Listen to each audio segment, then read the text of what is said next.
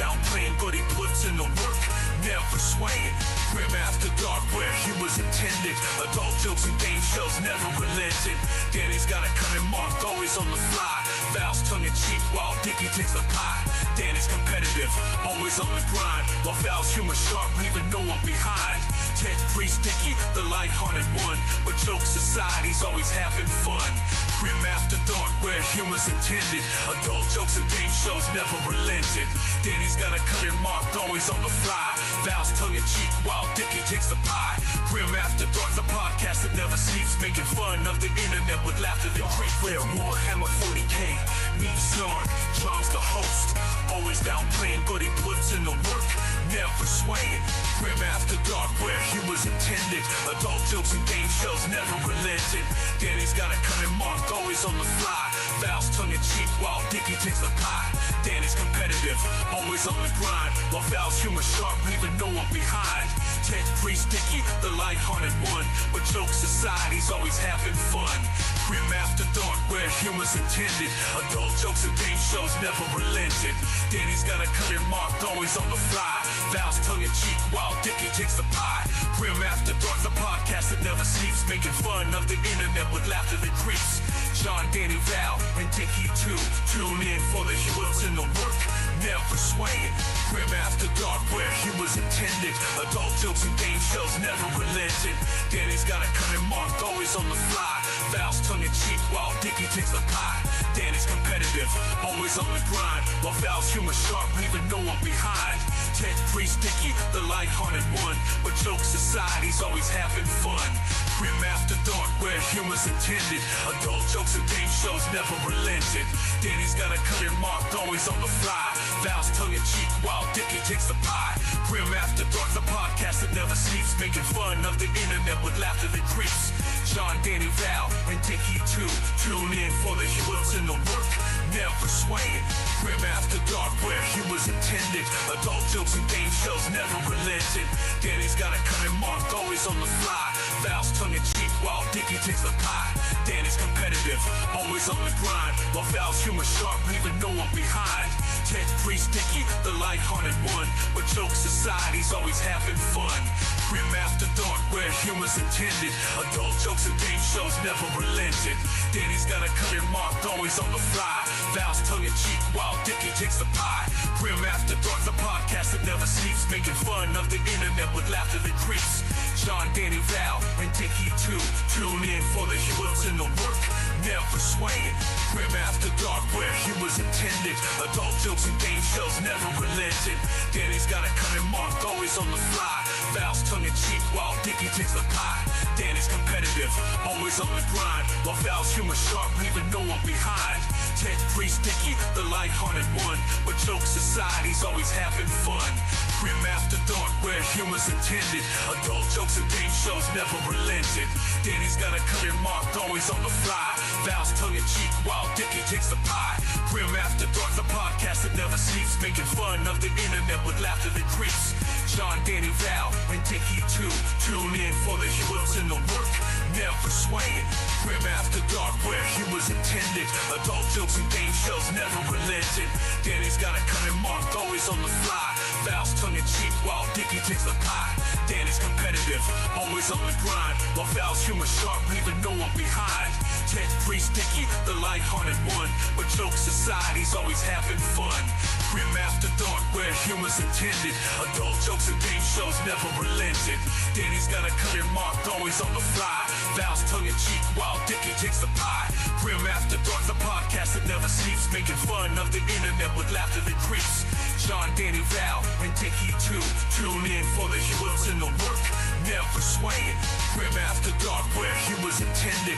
Adult jokes and game shows never relented. Danny's got a cutting mark, always on the fly.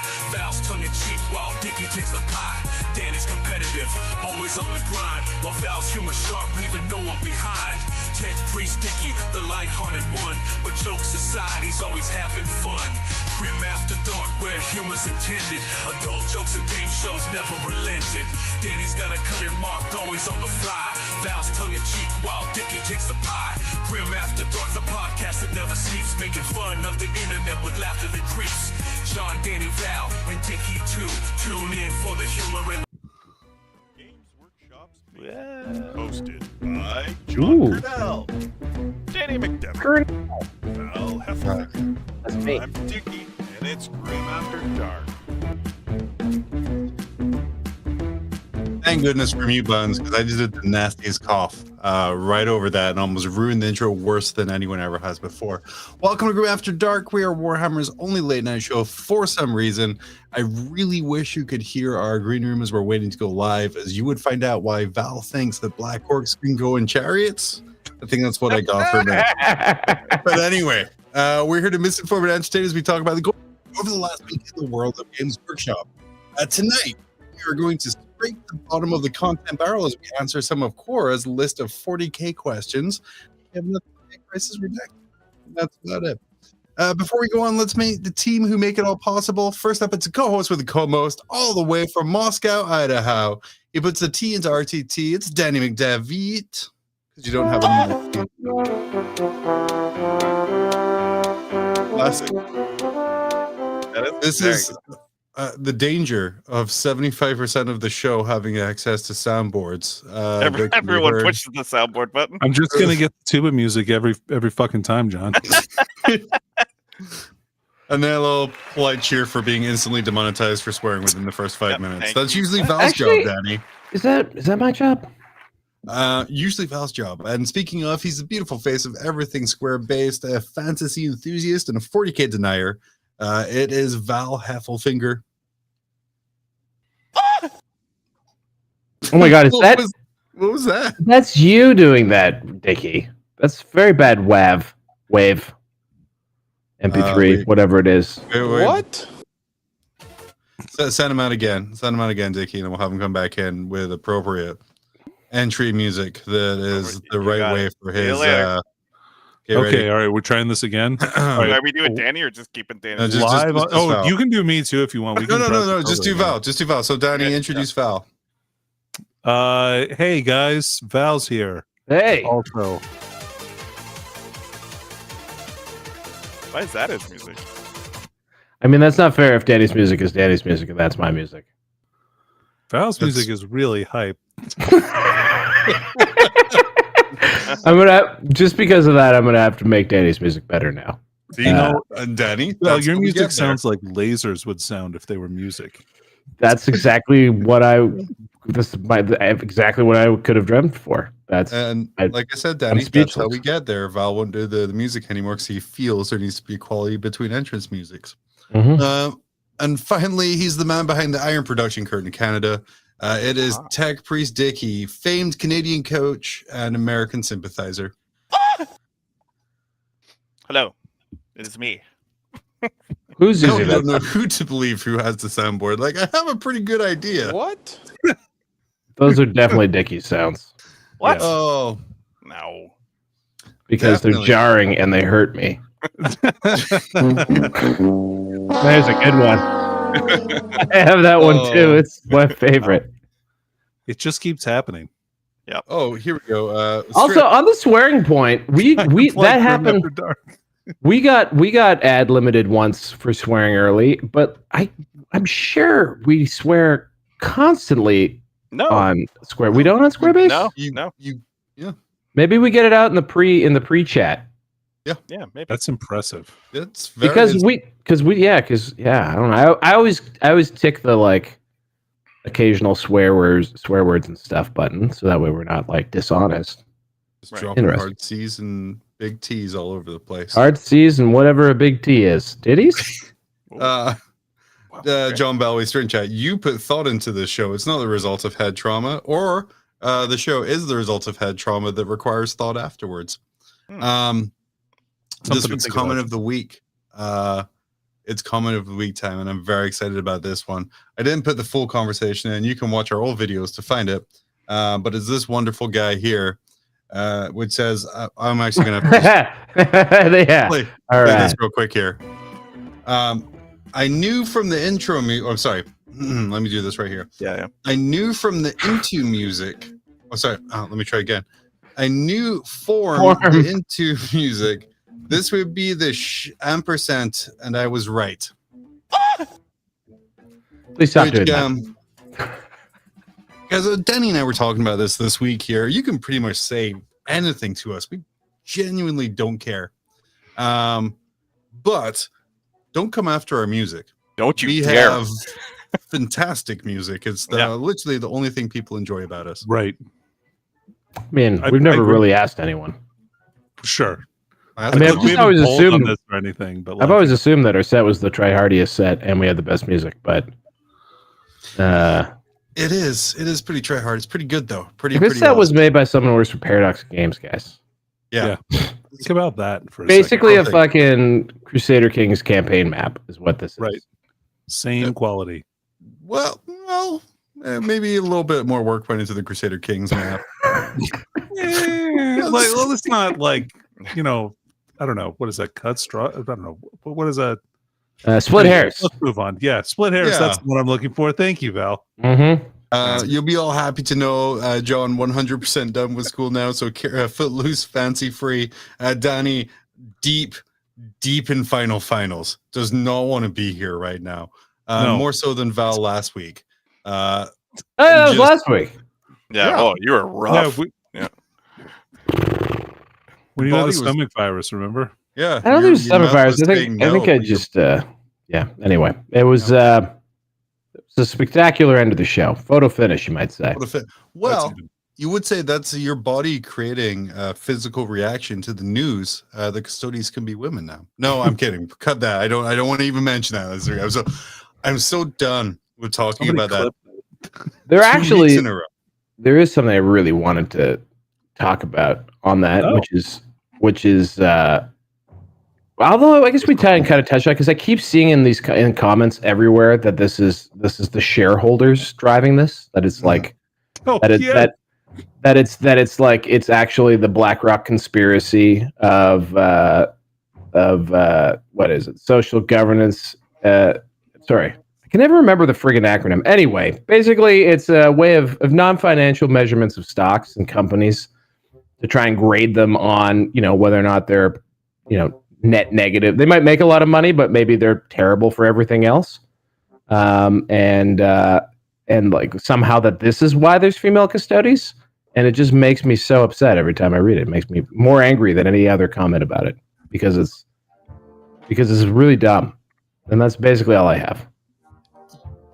You would think you would have to have majority shares, even though that doesn't really count to who's on the board, to have a say in what happens. And for someone to own majority shares, you would have to spend $1.888 billion today.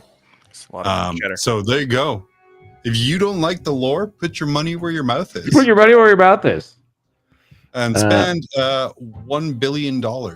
Maybe- I've- Yeah, maybe As I was building- the I was gonna say, as I was building the show this week, I didn't want to talk about it at all. But Brick by brick.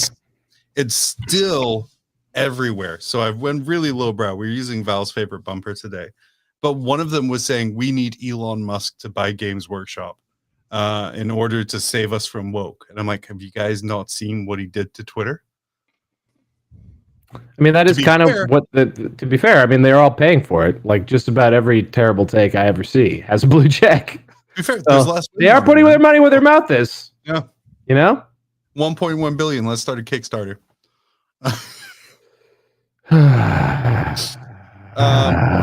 Dickie, I didn't clear this with you beforehand, but can you just go straight to Val's favorite bumper? I think you like it too. That is my favorite bumper. Yeah, I wasn't yeah. expecting that. We're- I thought you were being we're gonna- sarcastic. No, I'm being nice occasionally now. Oh, okay. Well, I'm not a charlatan, so that's good. No, absolutely. You would Not have in here, Val. You would have to be just the biggest ass to call you a charlatan. That's all I know. And there's That's fine. absolutely no backstory about this whatsoever. So there's nothing to go into. Yeah. But no, so I couldn't find any content this week that was not referencing either diversity and inclusion or custodian. Like, here's the real pain point. I don't care what goes in the lore, but keep your shit posts varied because I don't want to talk about this for 3 weeks in a row. So what I did do is I went to a site called Quora. Are you gentlemen familiar with what Quora is? I am. Breakfast place? That's the one that makes you log in now every time you try and get something good from it. Absolutely, and I had to. So they have my deets now. But Danny, for the listening audience at home, what is Quora? John, Quora is a website where you can ask stupid questions and get opinions from people who may or may not be experts. And you know what? I know 3 people with me right now who may or may not be experts under the search terms Warhammer 40k and Games Workshop. So I was hopeful that we could maybe answer some questions about the wonderful world that we inhabit, or fan base we inhabit, in the section I call Totally Reasonable Warhammer Questions. Oh, God. So get your thinking fats on here. Okay. I'm always wearing my thinking fat. I read, I don't speak or do anything. Question 1. In Warhammer 40,000, what faction is the weakest when compared to the lore?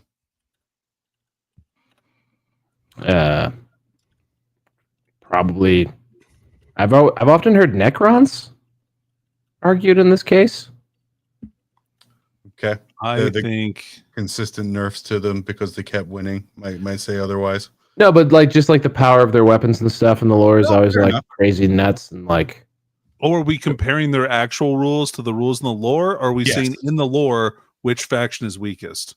Hold on. What faction is the weakest when compared to the lore? Yes. Yeah, I think it's like relative to like the way they appear in like the way it appears in books. Even like Space Marines too. Like you fucking run. You can like take over a planet with like half of one. Yeah. And you know they die. They die like shell destroys a building. Stuff like that. Yeah.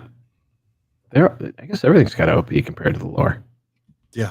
Danny, what do you think is the most OP compared to, or underpowered compared to lore? What is the most underpowered compared to lore? Mm-hmm. I guess, I mean, Necrons would be at the top of my list. I think that's probably pretty true. But Eldar, I think, don't quite play out the same way as they would in the lore. I mean, they're supposed to be like fast, but I don't think that you can really kind of do that on the tabletop and have it be just and have like any justice be served to them. That's fair. They just suddenly appear, wipe you out, Yeah. go. Oh, it's super fun. There was that time. There was that very long period of time where Yanari were a thing. Maybe that got close. That maybe got a little close. I've never heard of Inari, and I definitely don't forget like traumatic events happening in my life. So I'm not quite sure what you're like referring to. Yanari, way worse than female custodies. Like way worse. So I could have just called this one we talk about female custodies again. Oh, next up. How powerful are Star Wars Force users in comparison to Psychers from Warhammer 40,000? What Psycher level would they be? A Force user is like a weird from Necromunda. Yeah, right? Like they're kind of like bullshit compared to Psychers. Yeah, it's not even close. Yeah. Yeah. Say like your average Force user moves a rock, gives you a little bit of a throat scratch. Right. Maybe talk you out of something. Yeah. Yeah.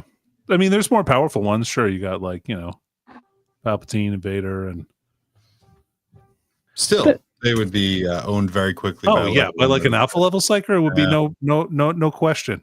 Fucking full alpha, bro. Perfect. Fantastic. Hey, Dickie. Hey. Let's kick this Deadmo guy. He has terrible opinions. Okay. I got Moving it. on.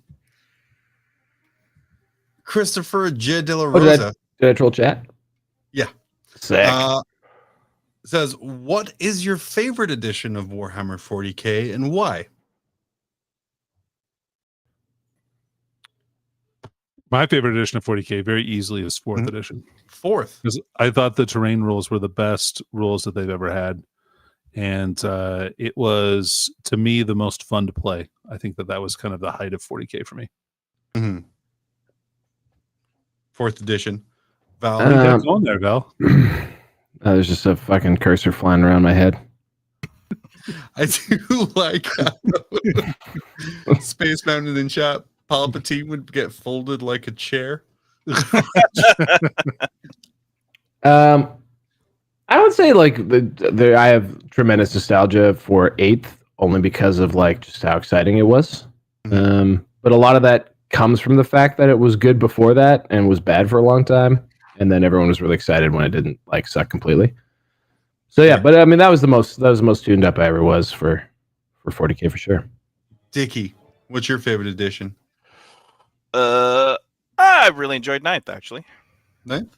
Yeah, World Eaters were just coming out and they were super strong, and they were a lot of fun. So Ninth, I think Ninth. For Dickie, the edition didn't break, but Val did. Directly correlated to the 8th edition or Codex as well. That was good times. I saw him high on a plate reading that Codex. For me, 6, just for nostalgia. That's when I got back in after dropping out after 3rd. Wow, so, that is the first positive thing ever uttered about 6th edition. Yeah, I just have good nostalgia about it, and I think my favorite thing was a guy from work was like, "Yeah, just come over and play." And it's like, I haven't played in forever, so I went over and played. And he did a learning game with me where I was a bunch of orc boys, and he close combat orc boys, and he was a Tau stationary firing line. And it was still, he was like, "Oh, I'm sorry." Oh, okay, that's but you know, he wasn't laughing 2 weeks later when I bought my way to winning by just going around with a Burner Boy truck. That just the most fun I've ever had in 40k was a Burner Boy truck in 6th edition, where you just put down one template and you're like, "Okay, that's 100 wounds." It's pretty funny. Because yeah, good luck. That was my favorite thing. But also, screw templates. I'm really happy they're gone. Because after I started doing that trick, like deployment and movement took hours while he tried to space everyone out as much as possible. Right. Yeah. Be a lot easier if they had to be arranged in tight little blocks. Yeah. That maybe templates would work a little bit better on. Although I will say the parallax error can be a real bitch. I would like the scatter dice to just go away in general. That'd be fun. You know what I want in 40k, and this might just be a fun thing that we do. Awesome, Joel Atkins in chat. 6 was when my old gaming club died. Yeah, consistent with my experience of 6. Was it the knobs or the paladins, Joel? With the mixed equipment? Oh man, I forgot what I was gonna say. Doesn't even matter. It's just fantastic. Our next one, very serious question coming up here. On the Warhammer 40,000 signs with skulls, why do skulls have such small upper jaws? It's not pretty. Warhammer 40,000 signs with skulls. Why do skulls have such small upper jaws? Yeah. First of all, what's an because this is your jaw. This is your skull. Look. Yeah. Oh, he said upper jaw. God damn it! So this question. Are we talking about like the mandibles? Are we talking back here? Look, this person's been waiting 2 years, and no one has answered him on Quora about Let's this. get it. We should have logged in to answer some of these. Yeah, like I want it to be more pretty for sure. Like, let's try and make that work. Yeah. Okay. Do you worry that if you made more aesthetically pleasing skulls, people would complain you were trying to shoehorn women into the game again? Turns out the upper jaw is just the upper part where your teeth are. There you go. Large dental implants, very important for signage. Warhammer 40k. Go. Next up. By the way, guys, this is it. I have nothing else until people stop complaining on the battlefield. What? Thank you. In Warhammer 40,000, what would life be like for a clan of middle-class people in the Imperium? I'm assuming they're saying clan because they don't want to force families into the lore. A clan of middle-class people in the Imperium. I don't think there are very many middle-class people in 40k, so I don't think that, I don't know that you can actually answer this question because I don't think there is, I think it's either you're upper crust or you're more or less a serf. Yeah. Would there not be? Certainly, there are service providers like shopkeepers and owners. I think that's like the original OG origin of the term middle class, where you provide goods and services. That's why moneyed people look down on them because they could get money, but they weren't of status. What's a really good blue collar job in the 40k universe? One where you're not a lobotomized servitor would probably be. Although, on the other hand, I would watch a comedy show with a probably wouldn't be bad. Maybe like a doctor. I could see that. 'Cause they, Right, yeah, they can do Medicaid. real shit. They can like do bio, like Yeah. you know, they can Joel, they can just make like- RoboCop no problem in the 41st millennium. Oh, yeah. That's true. Yeah, just Not letting that Joel know in chat real quick that they spelled clan with a C, so it's fine. Yeah. Perfect. So yeah, there is no middle class. Answered. Perfect. So my entire understanding of the lore comes from like Eisenhorn and shit, and I swear to God they go into like taverns and stuff, and like he's got like a butler, like like there is like a service class for sure, and like they make money, like there'd be a middle class, like someone whose pop was a shopkeep or something. They don't have to be. I just put that middle class as a corporate procurement. Next up, what is the gameplay of Warhammer 40,000 and what are the necessary components? Pull up a chair. Like, okay, we'll break this one down to separate questions there. But yeah, what is the gameplay of Warhammer 40,000 and what are the necessary components? The gameplay? The gameplay of Warhammer 40,000 is turn-based and strategy and strategic. You need to have a measuring device, miniatures, and dice. And train and a table. Yeah. Well, yeah, you need it. You don't need that stuff, but The hardest thing? Flat surface? Yeah, flat surface. There you go. I will give you that. And the hardest thing, a friend. And someone and a fellow sucker. You need someone else to It's a bit. Wargaming really is the worst pyramid scheme of all times because it starts with one person who wants to do it, and he gets someone else to do it, but then they have to get someone else to do it, and it just goes down. Bastards. Part two: is it an enjoyable game, or does it require a significant investment of time and money? Oh, It's an geez. either or. You can't say both.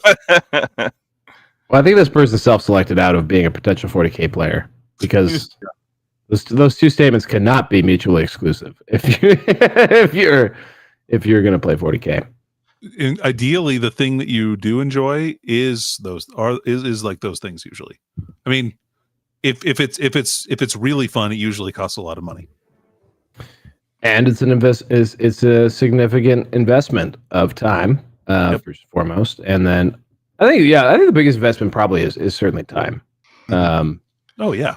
Because So- the dollars do cost a lot, but I think the people who do try and rationalize the expense aren't wrong. Like considering that like there's times where very few of my like unfocused thoughts aren't Warhammer.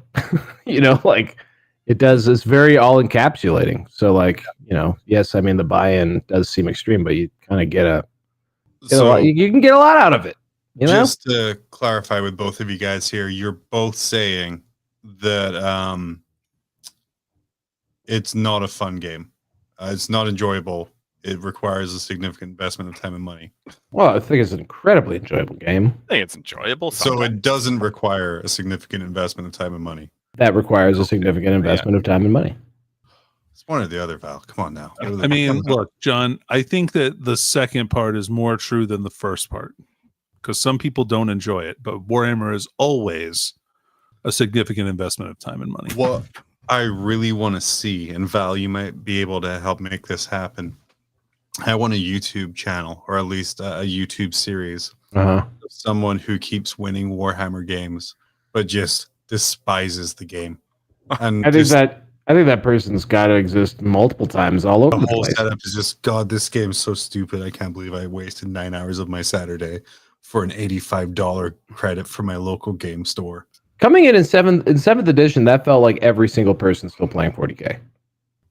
Fair point. Actually, yeah. Let's go find some 7th edition John, channels. no joke. That was me in 2015 after they canceled Fantasy. I'm so tired of 40k. I don't want to play this anymore. I'm pissed off at Games Workshop.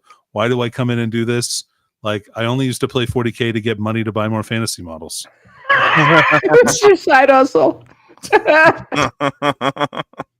Do you think, how would you have reacted, Danny, and Val too? How would you guys would have reacted if Fantasy was canceled with the way the internet and social media is today? Would it have been a quiet reaction? Well, it's 2015, dude. It's not like But, not like cell phones. It's not like media is like a smartphones lot were more new. prevalent. There's a lot more outspoken. 2015 people was out there. peak. 2015 was peak Facebook and peak like that's when like Trump got elected and Brexit happened. Like it was like That was peak. 2016. That was so far in the future. Like 2015 is not like ancient history. Like all that shit still existed. It was patently absurd how they handled it, and I think I wasn't around for it. Like it all happened actually just like I guess in the timeline, like minutes before I started paying attention. And like I was only looking at the 40k stuff, so it was like after I was super into 40k for like a year, I was like, hey, wonder what's going on with fantasy, and I was like, what's Age of Sigmar? I like to think, Val, your interest in Warhammer Fantasy was similar to Slanesh's interest in the Eldari. At which point, when you were born and your interest in fantasy was born, it destroyed it. And then it has to slowly grow back, but you just devour all fantasy content now, much like Slanesh devours Elder Souls. Yes, but also let's be clear here. 40k was dead in my heart, and then I got into fantasy. Make sure we got the timeline right here. Yeah, okay. Yeah. Speaking of timeline, Danny, you're probably best to explain this here. What is the best way to introduce someone to the world of Warhammer 40,000 without overwhelming them with its complex lore?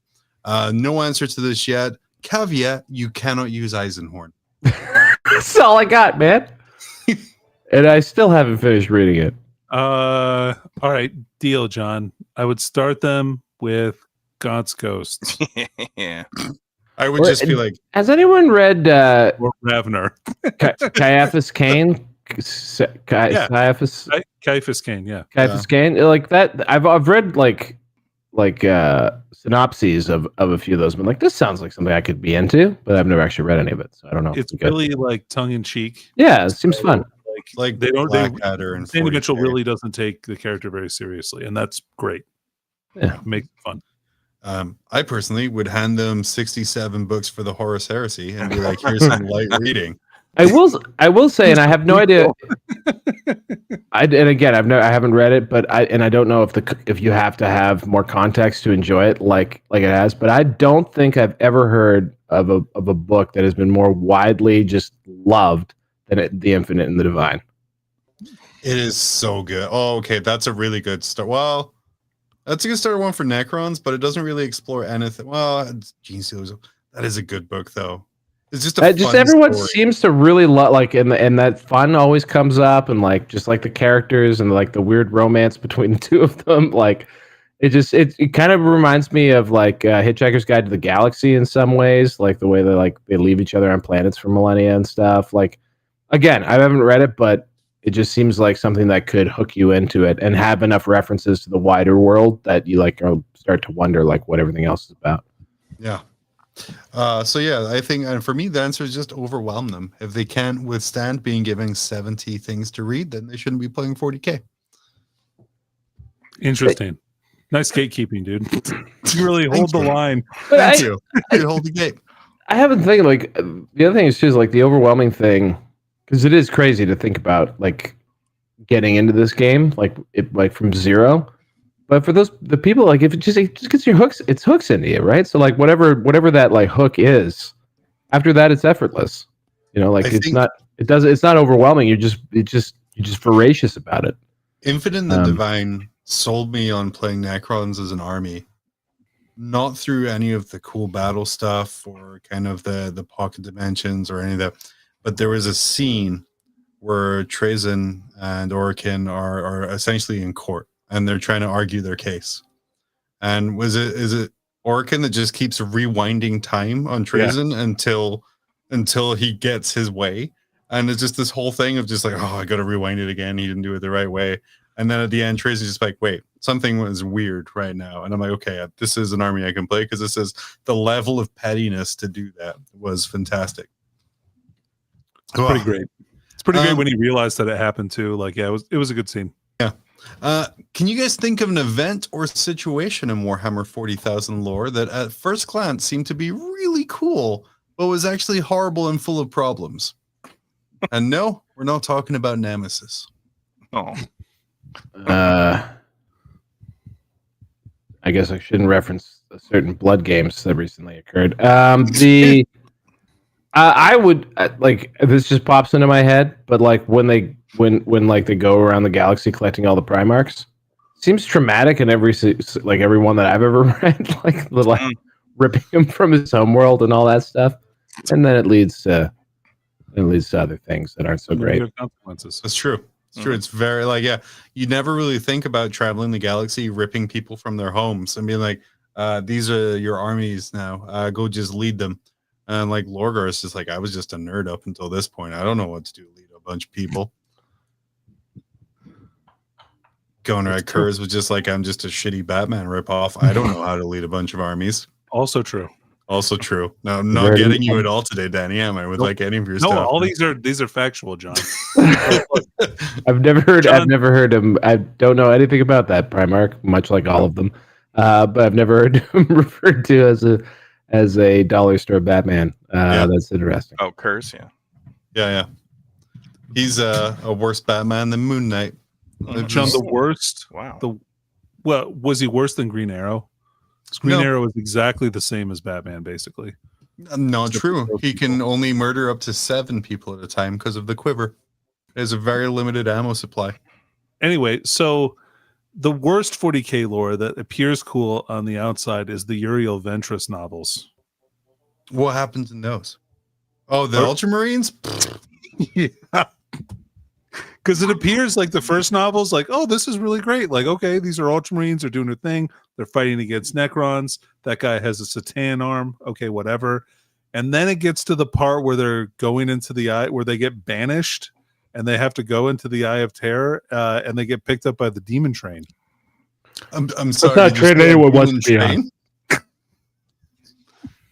Gonna have to ask you to, because I swear you could have said that a train. They were picked up by a train. People around the warp. Yeah. Start a demon train. Demon train. I think it sang that song at one point. Have you read that book, Val? No. You're spoilers. No, Danny, I'm a charlatan. I don't know anything. I don't know. You're from Charlotte? Yeah, definitely not bitter. Charlatonian. Very different. Oh, sorry. I just figured that was the name that they called themselves in that city. Guys, this one's a special one for you both. Everyone talks about Warhammer 40k, but I've seen a few mention Warhammer without the 40k. Is there a different version? What is it like? Is it as grimdark as 40k? I'm going to put like a 2-minute timer on you guys, by the way. Otherwise, we're going to go to 8 a.m. It may not be a bad thing. Please, this is you, Danny. Yeah, Warhammer is a different setting. Yeah, it's pretty grimdark, but probably less grimdark than 40k. But not. Can you get more grimdark than everybody dies? Well, I mean, everybody dies, Val. Come on. But everybody dies? I mean, everybody dies in the end, for sure. Like everybody dies. Drago, who appears, that guy lived. Drago was in fantasy? Yeah, dude. In the End Times books. What? Yeah, dude. Yo, tell me something about this. What? Yeah, dude. He's in the books. It talks about like, Kaldor Drago. Yeah, Kaldor Drago, dude. Fucking a mountainous silver knight. Something like that. Yeah, who spat death from armed with a sword and shield that spat death from his fist. Are you fucking kidding me? Him. It's absolutely him. It's absolutely Matt Ward. But yeah, it's great. You should check it out. That's what I would say to this person, John. Okay, blew Val's mind as well. Not only bolters in 40k, but entire ass Grey Knights. Mm-hmm. Yeah, like the result, they often were tongue in cheek with it being sort of like a different place in the warp and stuff. But that's so funny that they actually made a guy who was clearly Kaldor Drago in the End Times. Do you think it was just a rogue GW intern railing against the End Times, destroying his job? No, it was Matt Ward because he was also horny for Grey Knights. This is one of the things about that man. He didn't have any time to explain how they were boring dead sisters of battle over their armor to protect them against the tainted blood. Now that's how females should appear in the lore. That's more what I'm used to be honest with you. That kind of gets me more in my comfort zone. My go-to is still that people are really pro Sisters of Silence right now, because the only women they're used to being around don't talk to them and make them feel uncomfortable. But yeah, no. What is the biggest misconception in Warhammer, Val? What's the biggest misconception in Warhammer? Yeah, like as a culture. Sure. I think that the entire question's there. I mean, it's open. It's kind of an open-ended one. I don't know. The disturbing part here is I'm struggling to think of any conceptions of Warhammer that are in fact misconceptions. Someone put here, many fans will commonly say that there are no good guys in Warhammer 40,000. That is wrong. Putting aside the many characters in the Imperium of Men wouldn't be evil if they weren't in a galaxy where almost everything wants to kill them. Which I think if you have to justify why you're evil to start with, that doesn't really help your cause. Yeah, I think everyone's kind of... It does make you a better villain, though. True, if you have understandable goals. Mm-hmm. Classic. Internal conflict, I think, is really what makes you more interesting overall. Danny, you got anything springing to mind? I got one. Oh, go. Yeah. This is one that I think is important, especially this pertains to the gamers. The one thing I will always bristle against is that it's for like losers who are hang out alone and like are in their mom's basement or whatever, because it's actually a game you have to, if you want to play it, you have to trick at least one other person into playing it with you. Mm-hmm. So the people who actually play the game are it's a fundamentally social game, and that's whether or not they're like social people is a different thing. But like tournament goers and such, like you do have to get out of your house. You do have to like have connections with other people. And so for me, that's always been one of the key elements of it, is just the fact that it's not a game you play with, complete strangers on the internet. It's a game that you have to be present for and to meet new people who are often the exact same age roughly as you, and culture and gender. But they're still new. Yep. Dickie, this one is for you. Okay. What does the phrase "blood for the blood god" mean? Oh, so they're like kind of saying, "Hey, Corn, take some blood for the blood god. He's the blood god, Corn." Very good. Succinct definition. But also, I'll add to this. They say skull for the skull throne. Oh. Am I ruining your bit? They're a culture group. It just, what was the question earlier about something that's creepier when you think of it? Is Dickie's explanation of the worshippers of Corn be like, "Hey, you're a blood god, right? I mean, here's some blood. Here's some blood. You want some blood? Have some blood. It's the spilling of blood thing. This guy wants some blood. You got any blood? They don't bottle it up and sell it on the street. As Rob Ford once said, "Hey, you want some blood? I can get you some blood. No problem." I got a guy. Except he was saying blow, and he was the mayor of our city.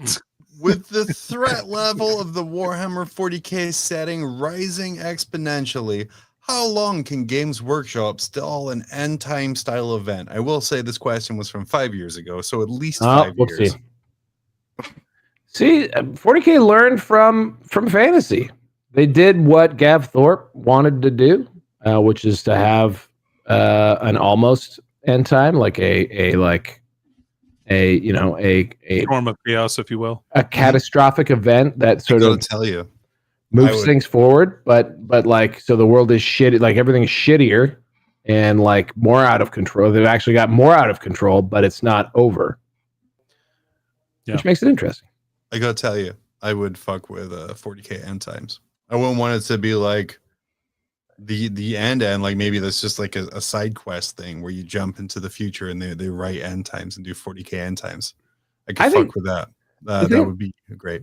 The thing that I think would be cool is if they like the end times would be like what the like a I don't know an advance like a true like a real fundamental advancement of the story, like the Emperor dies. Like that's that's something I would think would be very interesting, both in the sense of like then what happens, like does he come back to life? Does he like I love those concepts like where he's like being he's a perpetual that's just been forced to live as a pile of goo.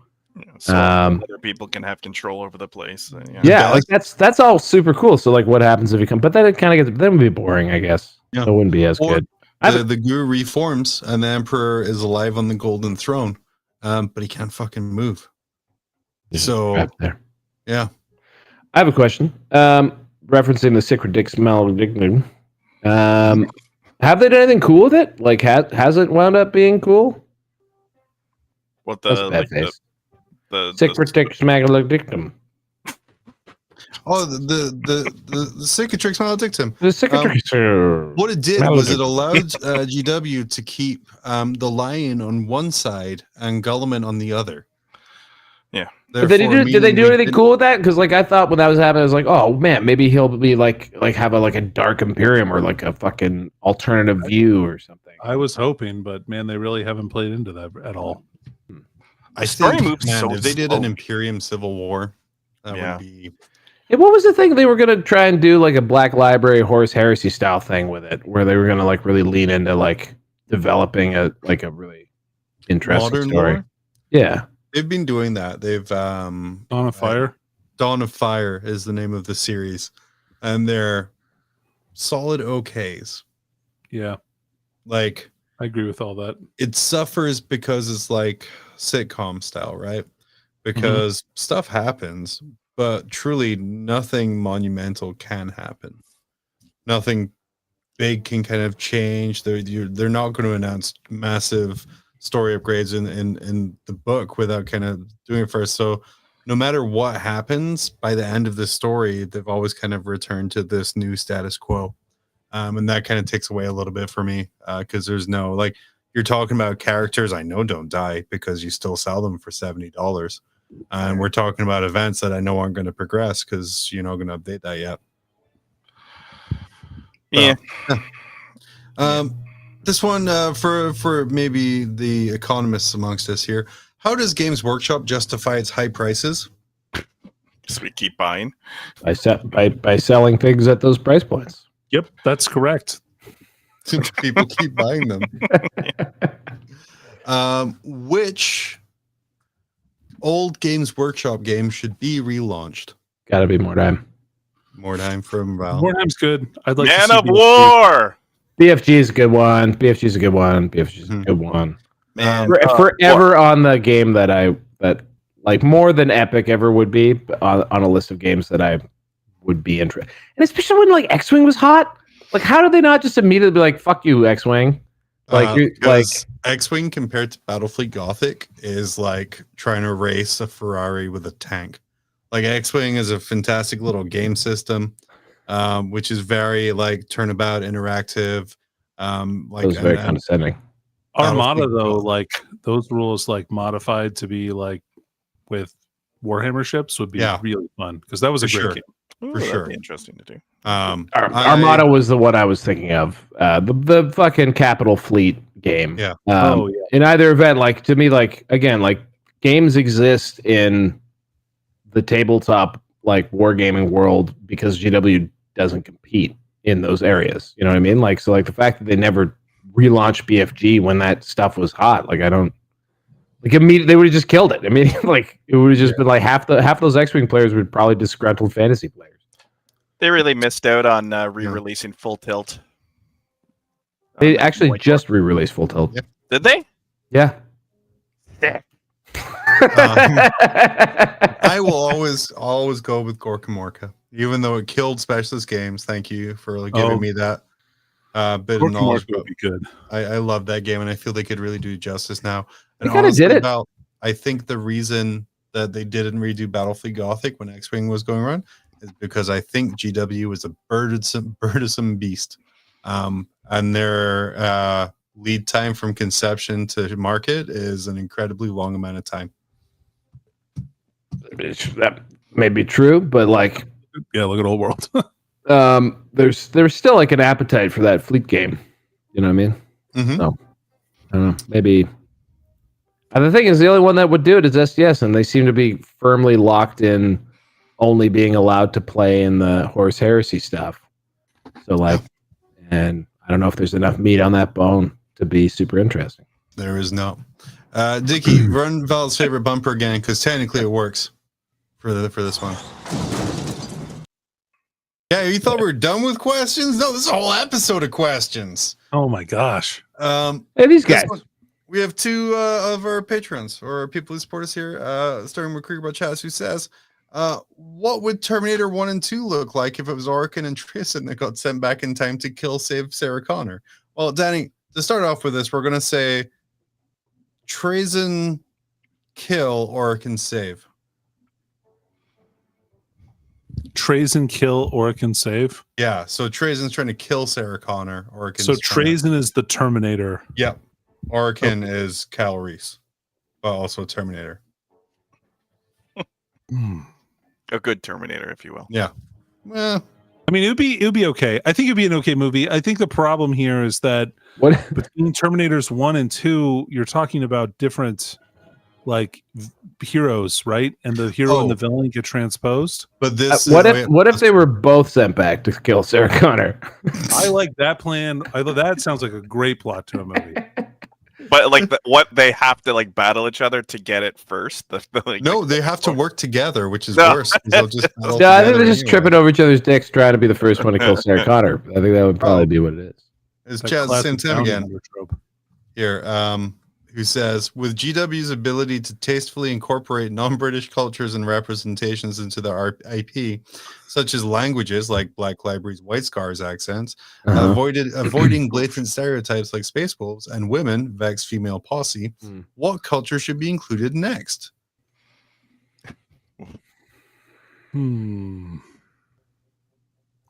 I'd like to see a Canadian army. Okay, that probably already exists. What would the most Canadian army be right now? In 40k or in fantasy? Yeah. What would it be? Well, in Votan? fantasy, they're the Dark Elves for some reason.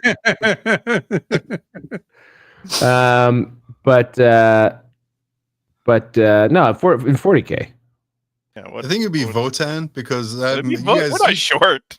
you two are Canadians. You're shorter than both me and Danny. You guys are You guys are gigantic. gigantic. Well, I mean, what I said is factually correct, though. So, like, I can only really see Votan. So it must hold true for every Yeah, situation exactly. as well. Are we Tau? Can we be Logically. Tau? Maybe, but like a middle power. Yeah, all right, I like that. A middle power, punching above its weight. Yeah. Everyone thinks we're nice, but we're not really. Not that nice. There is a second part of this question. Good at which war. is, We've been good at the wars we've been in. Yeah, that's true. how would GW include Texas culture in a chapter or craft world, with respect being the key word? This is touchy. They already hate Val so much. I don't Yeah. know. I mean, I think you could do it with like, I don't know, maybe an Imperial Guard regiment of like Rough Riders with 6-shooters. Or Darn tootin'. yeah, or you use the Sulphur Hounds because they, like from AdMech, because they're much like their state. A tomb world has become, or a forge world is, a desolate and lifeless place that often has, a lot of power problems because different projects are going on, and so the power. I thought you said bowel problems. No, bowel problems. Although that might happen from the vast amount of meat. Mm-hmm. Definitely a lot of GI tract issues, I'm sure, Right. cropping up. So Danny, they have a stratagem called Yeehaw. Yeah. What does that stratagem do? yeah, John, it's actually pronounced Yeetha, and what they do is Really going for that Gen Z mark, huh? It allows them to advance and charge, John, on any unit. And rootin' tootin' though is a whole different thing.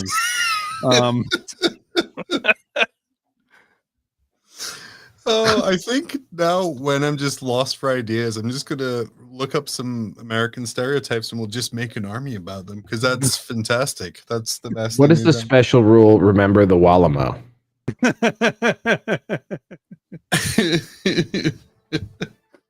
Oh, forget. man. It's like Vengeance for Cadia. Everybody dies. And then our last listener question I have here from Ganon's. This is the old Emperor meme we had on last week, Yeah. where Malkador says, "Shit, it's 420. That means call me the Emperor," implying that the Emperor raises from the Golden Throne every 20th of April. And Ganon's asks, if the Horus Heresy did have the Emperor, who would be traitor Primarchs? Instantly, Dorn. Yeah, and Gulliman. Dorn, Gulliman. Okay. They're narcs, dude. Probably the lion too, to be honest. No, I don't know about I don't think the lion cares. Do you think he cares? Lorgar. Maybe about the discipline. I could see does, that yeah. being an issue. Yeah. Lorgar seems to me to be like one of the people who put on like one of those dare shows for schools. Yeah. You don't think that he'd be trying to use it for religious enlightenment? No, because his god told him it was bad. Also, his god now is telling him that it's good. So Dang, that's I a think good he'd point. be kind of like a Rastafarian a little bit. That's what I would imagine Lorgar being. Tastefully Part of done, my of course. religion. On the last side, we went over how tasteful these representations are. That's a religion, dude. That's part of their smoking ganja is part of their religious belief. Am I wrong there? No, I see it service Okay. every Sunday. Is it on Sundays? I don't know. That was just a Some would fall, some would be narcs. Let's wrap up this week with a prices redacted.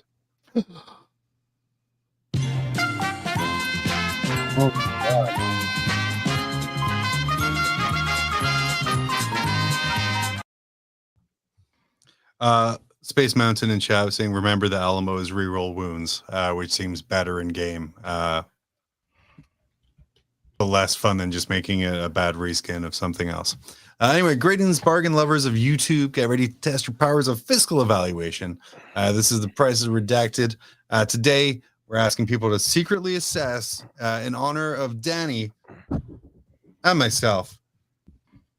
Hit the buttons. Thank you, Dickie. Warhammer degree. Okay. You know, when you search this, it doesn't actually come back with no results, and it comes back with a lot of results that have little to do with each other. Okay. Like the degree of damage the model has. You would think, but even then, I couldn't find any kind of thing between it.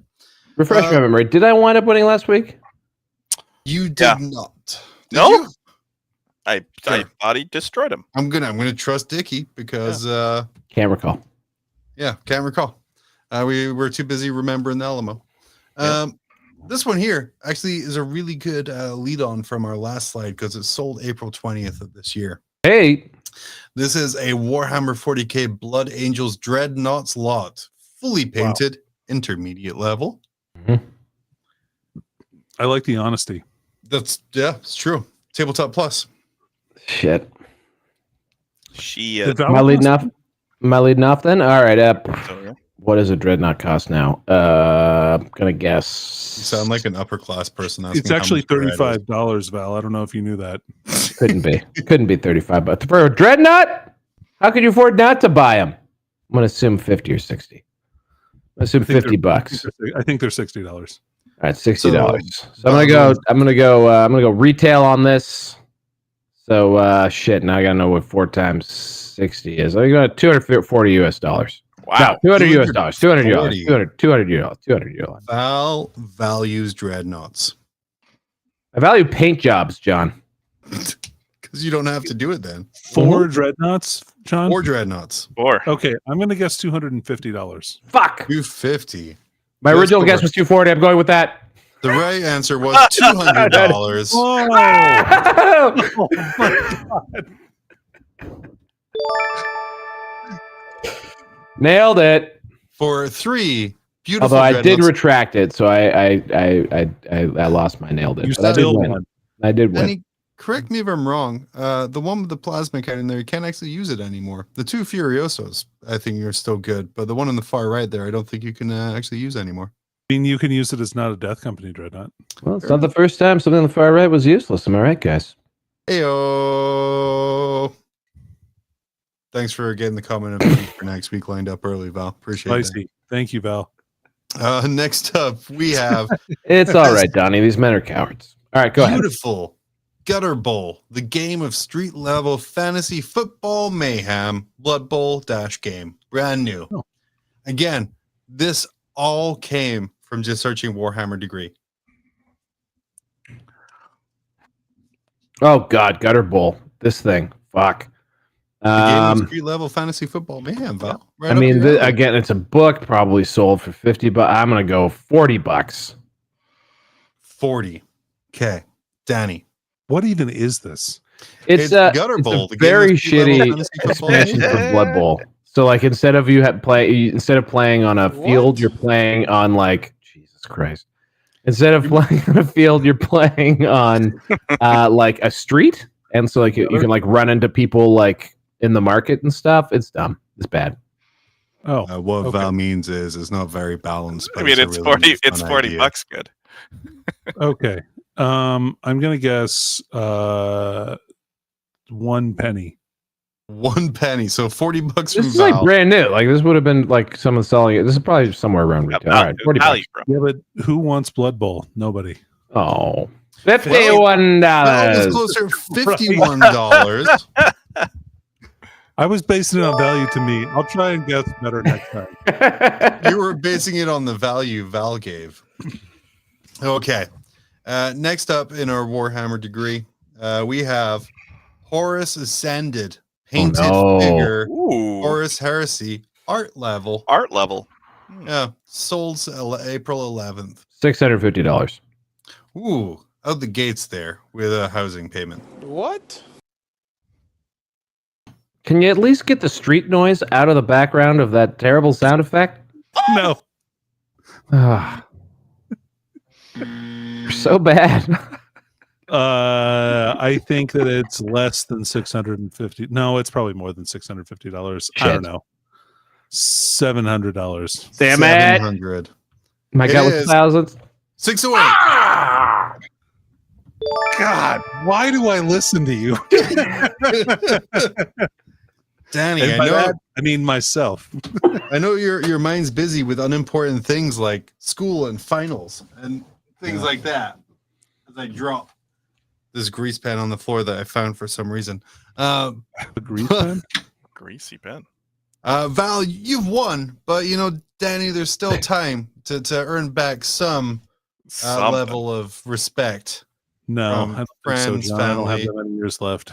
Loved ones. This one here, it's a beaut.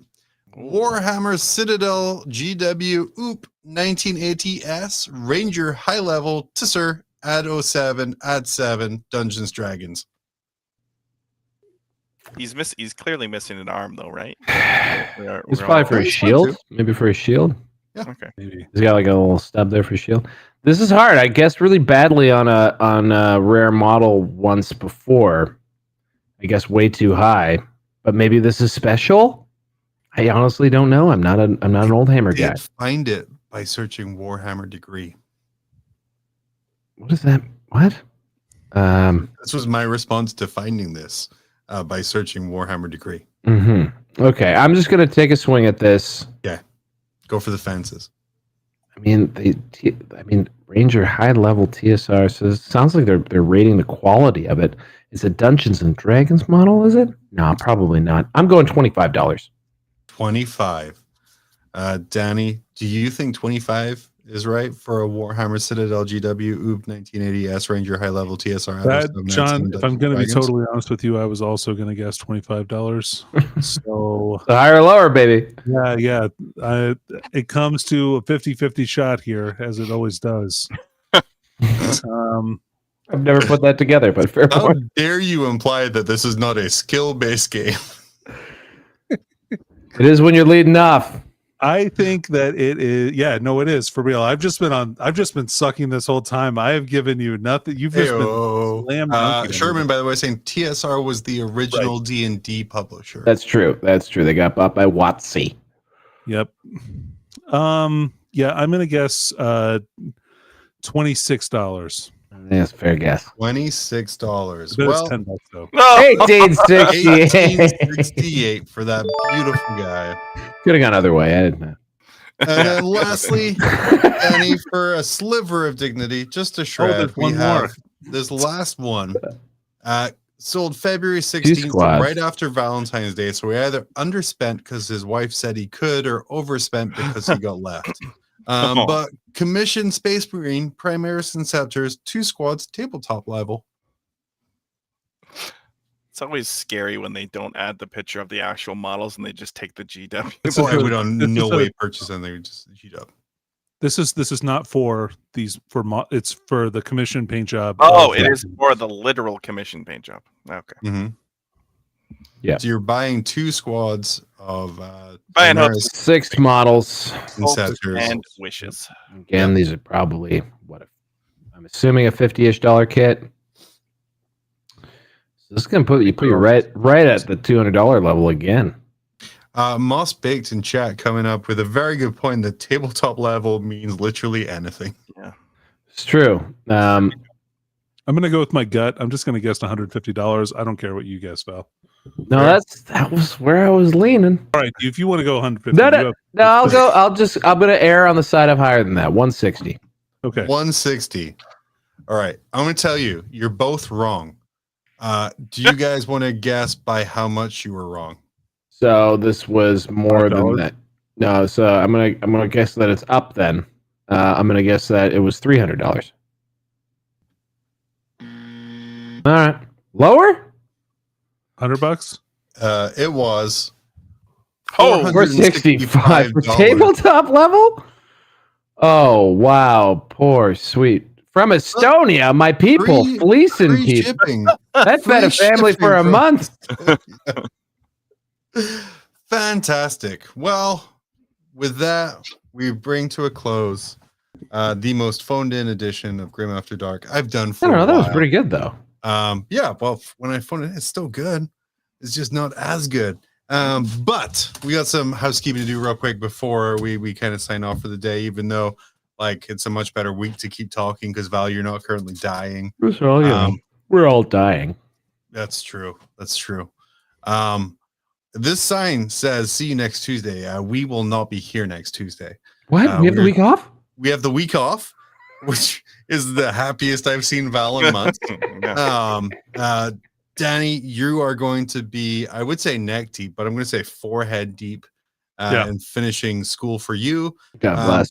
I personally am going down to Arizona. I'm going to walk for my graduation, which is terrifying as a very old fat man. But I'm very excited for it. I'm going to go to medieval times, which is more exciting. Give me that Bretonian Is spirit. that where they're holding the ceremony? I was a little concerned about it, but you know they gave me 10% off because I graduated from there. And Falcon Court? and an application form. I just have to wait tables for the week. But yeah, what is the venue? Do they actually are you? Because for a long time, I'm pretty sure they named the football stadium in that town after that school had the naming rights to it. Yeah, I forget the name of the stadium. It's in the main stadium at Arizona. Well, Sun Devil, something I don't know. Sun Devil. Yeah. Sun Devil's the old one, and then it was named after your university, not to dox. Yeah, but there you go. Well, so yeah, if you're attending commencement next week at Arizona State, feel free to come and dox me or tell me that I'm wrong in real life, or just buy me coffee, whatever works. But yeah, for that, no show next week, and then the week after, we will be back. Danny might be back if he survived final week. Well, yeah. So yeah, I graduate the next Saturday. Oh Not yeah, this Saturday, but next Saturday. So Hell yeah, dude! Guys, Yeah. I'm so proud of you. we did Look it. at you. I am going to be very happy to be done We all did it. for like 2 weeks, and then I've got to start studying again. Because this show started with your refound academic careers, did it not? Like literally, as the show started, you guys were starting school. I was about 6 months in when we started doing this. Sounds right. Yeah. We And I was in the started in process of like moving. we started in like June, didn't we? So I started spring. Okay. That year. Well, So yeah. Oh, cool. Fucking proud of you guys. But Way yeah, to go. proud of myself too, and Danny. Danny's done like twice the education I have, and he's still going strong. Yeah, but the fucking that Close brain to of up there, Yeah. absorbs things. It's true. And they It's don't true. immediately leave. Water. Hydrocephalus. That's what that's called, Val. Hydrocephalus. That's what Danny's getting. But yeah, essentially, when we come back, Danny and I will have crazy amount. Well, I will at least have crazier amounts of free time. Danny, you also have other shows and things to do. So we are going to be doing some extra stuff, some cool things going on over summer. The plan is for Danny and I to record a little bit more on our Stillmania journey. We've actually made army lists, and we're going to be doing a summer of Stillmania. Very excited about that. But yeah, essentially no Grim next week, back to normal service the week after that. So take a week off, maybe go listen to that old world charm, maybe some square based. I get some quality content in there. Go touch some grass. Or yeah, just fucking go outside. Grass. I was gonna Enjoy the spring or the fall, depending on where you are. do that. Oh yeah. And then yeah, so anyway, that's kind of the only real announcements is we're not here next week, but for good reasons. Danny, we'll go top to bottom. Danny, before we sign off, anything you want to plug or say or do? Yeah, come check out that old world charm. We just recorded another episode fairly recently about kind of the state of the meta, which is pretty fun, and so I think that'll go up for people to listen to pretty soon if it hasn't already. Dickie, it's not out yet, right? No, not yet. Okay, cool.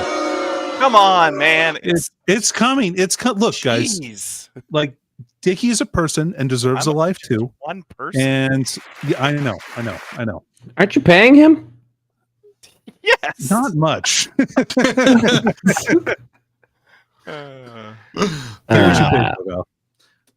Val. We had a wonderful circle jerk around some stats this week on Squarebase. Had a fun chat. Again, the validity of those stats is certainly in question, but it was still fun to chat about. I've seen screenshots everywhere of them, so I haven't actually gone on the internet to go look for them. So if we're if we're being fed our own assholes by the internet, that's fine. As long as people are talking, as long as people if it got you angry about how your faction's looking, then get out to a tournament and prove those very low correlated with reality stats wrong. Unless you play Empire, then you're gonna tough. Yeah, there's one thing that I think the stats can agree on, and that is that Empire is not doing so well. Empire and Dark Elves. I'd just like to point that out. And Dark Elves. Also, Dwarves middling, but you know, one of the most interesting things I thought was actually in the whole thing was the just the faction representation at the events that were charted, and the Renegade / Legacy factions very underrepresented, except for vampire counts. So that was sad. Yeah, really sad. That is sad. GW's smear campaign seems to be having an effect. It worked. It worked. Yeah. Except for vampire Elves have counts. always been in lore. Because they're the best army in the game, Val. That's why. Yeah, well, not according to the stats. Yeah. Okay. But we didn't have the most important stuff, which I'm hoping maybe we'll get next week, which is like who is actually winning events. It's probably one more interesting way to talk about Didn't it. Didn't they back to back like Rob's tournaments? Yeah, 100%. Same guy. Yeah. Yeah. Chad and he dropped the Blood Knights. He actually dropped the Blood Knights. Crazy guy. That's insane. Oh, he wanted more screams, and he got them. I get screams are also very good. For more in-depth analysis on this guy, and check out Val on Squarebase, Danny on Old World Charm for all your fantasy needs. We will be back in 2 weeks. Please stop talking about female custodians. It's much harder to make fun of you when it's the same people over and over again. We will see you in 2 Tuesdays. It's time to step into the grim darkness where nerds gather talking Warhammer madness. Grim After Dark, the podcast with the hosts John, Danny, and Val, but they're not the most. Claiming to be experts, but it's all a facade. Talking about battles and dice rolls, they're all odd. Trying to sound cool with their Warhammer talk, but I'm here to expose it's all just squawk. Nerds, everywhere I see talking Warhammer this, like it's a decree. But let me tell you, homie, it is all just a game. In the real world, homie, we are not the same. So put down the dice, step out of the dark. It's time to live life, nerd, make your own mark. Grim After Dark, the nerds playground, talking Warhammer this, acting all profound. But when I listen, it's all just a bunch of noise. I love roasting nerds and their stupid ass toys. Stupid ass toys, I wanna grab them, put my hands around the neck, squeeze, Warhammer squeeze, until they can't breathe again.